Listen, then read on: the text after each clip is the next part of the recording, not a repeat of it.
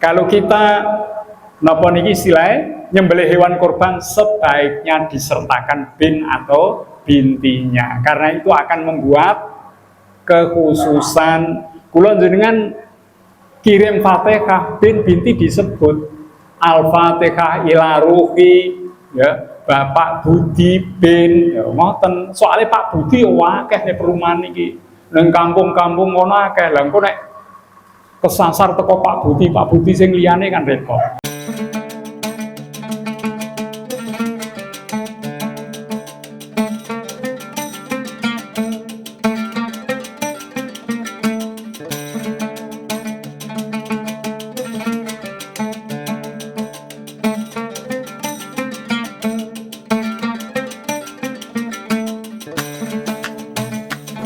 Agar kita senantiasa mengucapkan puji syukur kepada Allah Subhanahu wa Ta'ala.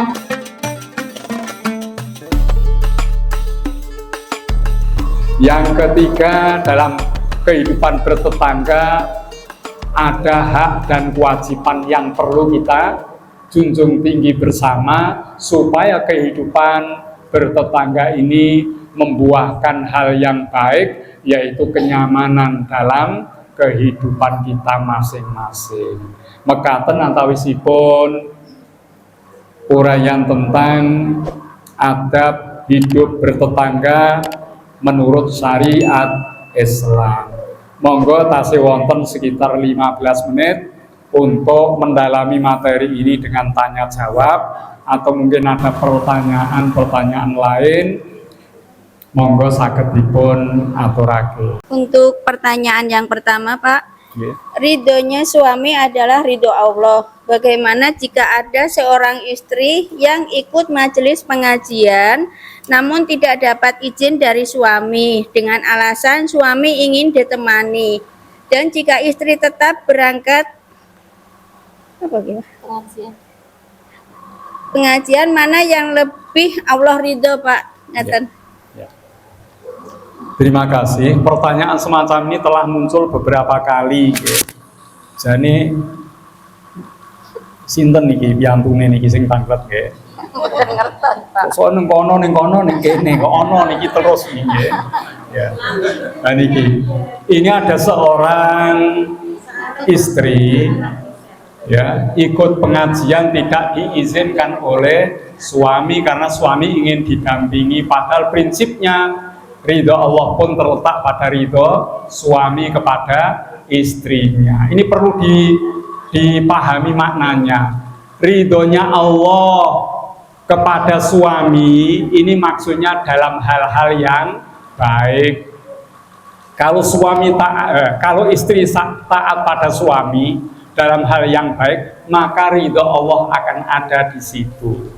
Tapi nek pengajian itu kan hal yang baik, dan suami telah didampingi siang malam berhari-hari, mosok sak ulan pisan nggih.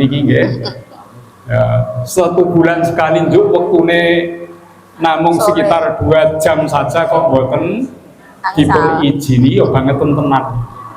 Kenten ngen kula mengke nggih. Niki justru kula niku mbantu piyambake supaya benjang teng akhirat para suami itu akan ditanya oleh Allah sebelum dia bisa melangkah menuju kepada proses berikutnya. Di antaranya akan ditanya, istri-istri sebagai amanah ini telah dididik dengan baik atau belum. Itu menjadi pertanyaan serius. Iso kemringet bojone ora didik suami istri dengan baik. Di sana akan menjadi pertanggungjawaban yang berat. Lah kula minangka rencange garwane panjenengan sing tanglet niki derek-derek bantu piyambake supados mangke teng mriku mboten keberatan untuk menyampaikan pertanggungjawaban. Niku nggih dados niki kedah dimaklumi, kedah dipahami. Kecuali teng mriki niku mboten pengaosan ngeten, acarane dangdutan misale. Lah niku piyambake mboten trima niku maklum. Ya, bojo perlu didampingi daripada dangdutan sing jogetan sampai kemeringet, alwong dampingi bojo lanang niku memang boleh seperti itu. Tapi ini dalam rangka membangun kepribadian yang baik. Ya. Jenengan kalih garwane khususipun ingkang tanglet niki benjang-ben saged tukar padu teng akhirat niku. Al akhillau yauma idzin ba'dhuhum li ba'din aduwwun illal muttaqin. Besok orang-orang yang sangat mencintai semisal suami istri, orang tua dan anak di akhirat bisa saling bantah membantah, debat mendebat. Karena dulu di dunia tidak diberi haknya. Suamiku saya tidak terima dimasukkan neraka karena dulu waktu hidup engkau tidak pernah mendidik sedikit pun untuk diriku sehingga aku tidak banyak berbuat kebaikan. Itu istri akan mendebat suaminya. Kalau saya harus masuk neraka, dia pun jangan lepas dari neraka. Seperti itu. Ya, mulai ini kan hal yang baik pengajian itu. Maka suami ini justru perlu diberi pengertian agar supaya dia juga ya, memberikan perhatian yang besar kepada istrinya, terutama dalam bidang agama. Ngoten nggih? Ngoten nggih. Nomor kalih sakmenika monggo. Nomor 2, Pak. Ada pertanyaan. Ada orang yang sudah tua atau pikun, Pak. Dia suka berhalusinasi. Kemudian pada suatu saat dia tuh menuduh seseorang mencuri, padahal orang itu tidak mencuri. Nah, itu bagaimana sikap orang yang dituduh dan apakah orang tua itu disebut berbuat fitnah? Iya. Ini ada seorang yang sudah lanjut usia ya, punya kebiasaan berhalusinasi. Menghayali kakean, mergo sering delok HP niki nggih, sehingga rusak memorinya, terkadang memiliki praduga-praduga yang tidak baik kepada orang lain, misalnya menuduh mencuri, menuduh berzina dan lainnya, padahal ini adalah tuduhan-tuduhan yang tidak benar. Bagaimana dengan semacam ini? Apakah dia digolongkan orang yang menyebar fitnah ya karena tuduh menuduh tanpa dasar yang dibenarkan? Menawi tiyang menika memang memiliki kelainan jiwa, gangguan jiwa. Ini kan gangguan jiwa tidak harus gila loh ya, tidak harus gila. Gangguan jiwa niku bisa jadi berhalusinasi dengan berlebihan. Niku gangguan jiwa, stres berlebihan, gangguan jiwa. Ya, wonten juga napa niki? Fobi berlebihan, gangguan jiwa.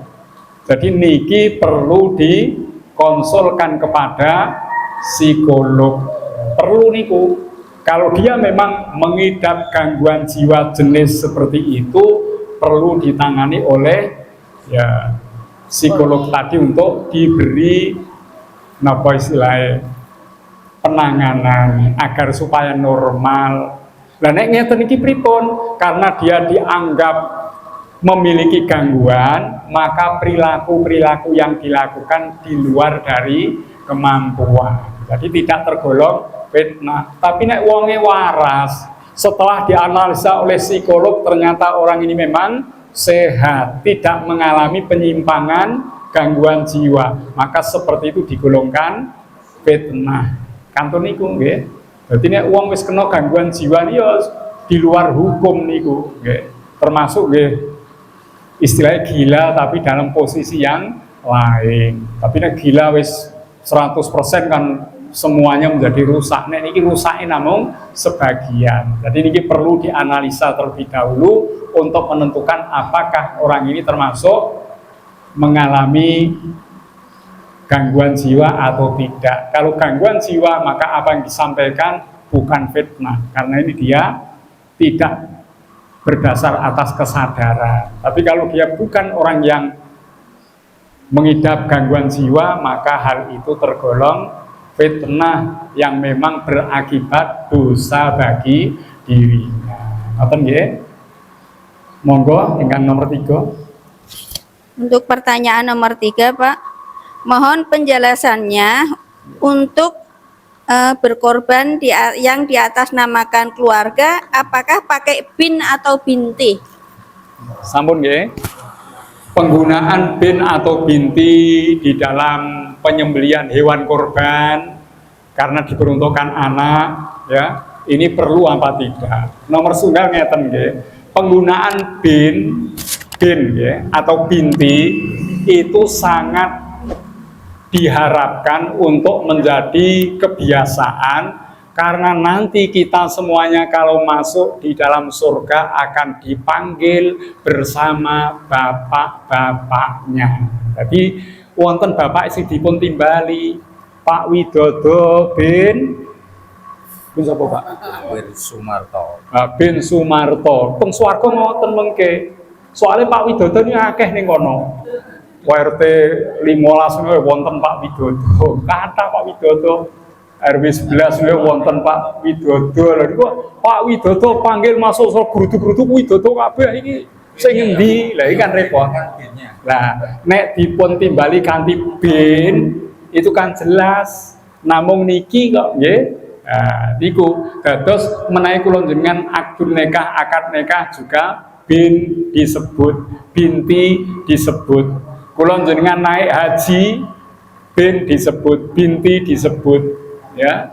Kalau kita napa niki istilahnya nyembelih hewan kurban sebaiknya disertakan bin atau bintinya, karena itu akan membuat kekhususan. Kula jenengan kirim Fatihah bin binti disebut, Al-Fatihah ila ruhi, ya, Bapak Budi bin, ya, ngoten. Soalnya Pak Budi akeh nih perumahan iki.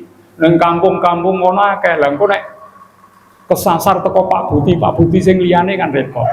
Nek pun Pak Budi bin ini, lah niki kan jelas. Terus menika menawi panjenengan kintun arwah menika nggih, arwah jamak bin bintinya pun sering kula aturke supados dipun serat. Nek mboten ngertos ya bin Hawa binti Hawa. Maksudnya kula jenengan sak ora-orane anak turune Ibu Hawa. Ngoten nggih. Kados penting. Sampun cekap menika 3 pertanyaan. Monggo ingkang langsung wonten napa mboten? Niki mendekati Idul Kurban. Kula emotke sampun ngantos panjenengan mengelola hewan kurban di wilayahnya masing-masing tidak sesuai dengan ketentuan. Sampun ngantos nggih, niki setunggal contoh mawon, ada di antara satu RT di perumahan ini penyembelian hewan sapi untuk 7 orang, nyembelih mboten sesuai syariat. Disembelih sapine tuangi ngadeg, dirugono meneh sembelih neh wong liya. Niki nek miturut syariat boten nyekapi. Nah niku mergo ora ngertine akhirnya tetap dibagi. Padahal ada ketentuan bagaimana mengatasi hal seperti itu. Nek sampai korban penyembelihan tidak sempurna, 7 orang yang telah mengumpulkan dana ini menjadi sia-sia. Bahkan dagingnya kalau dibagi semuanya memakan daging yang diharamkan, karena penyembelihan tidak sempurna. Ada penyembelihan yang tidak sempurna, banyak unsurnya. Mula kula nate paring penjelasan teng masjid ngajeng tentang tutorial penyembelihan halal, karena kula nggih sampun derek pelatihanipun. Nek panjenengan bapak-bapak ikut pelatihan kula daftarke saged, mungkin bayare 3.500.000 sampai 3.800.000 niku pikantuk sertifikat dan ilmunya. Nek kula sing ngawontenaken teng perumahan, teng Proto, insyaallah sebentar lagi juga akan mengadakan di daerah lain, niku mboten mawi biaya. Dan keterampilan itu perlu, soalnya menyangkut kehalalan suatu sembelian. Mboten sembarangan niku nggih.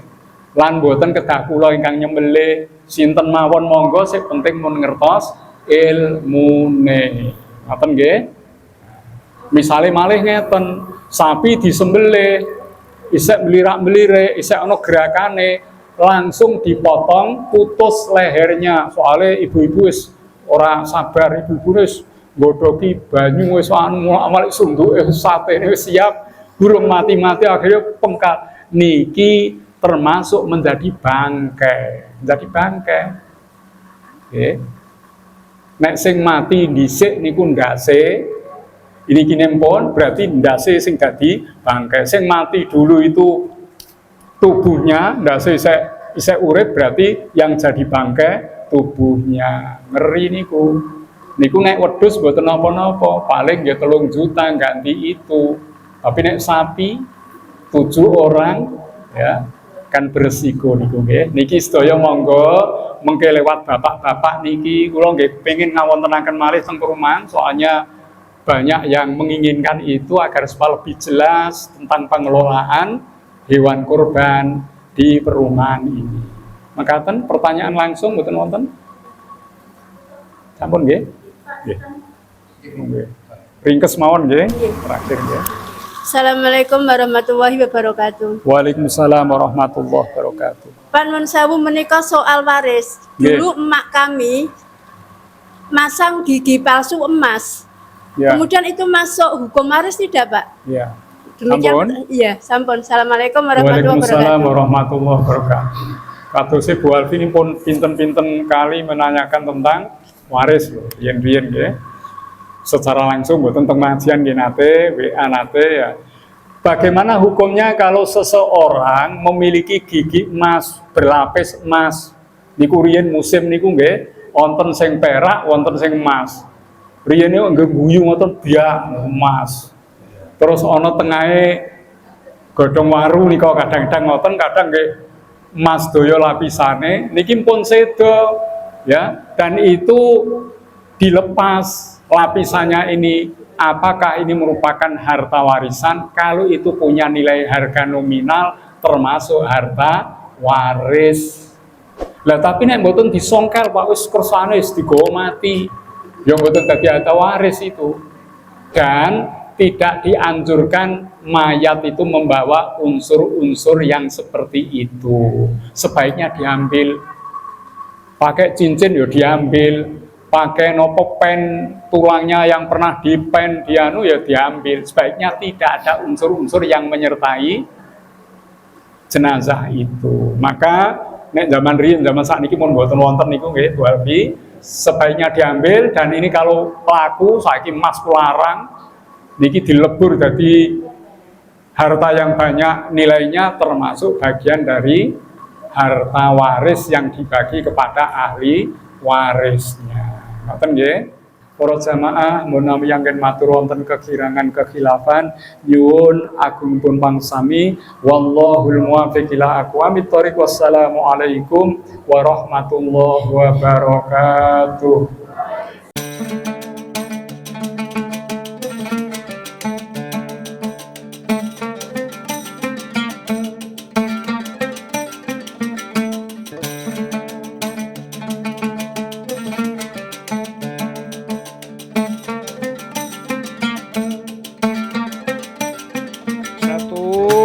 Yang manis toh Bu. 1. Wes manis Bu. 1, 2, 3.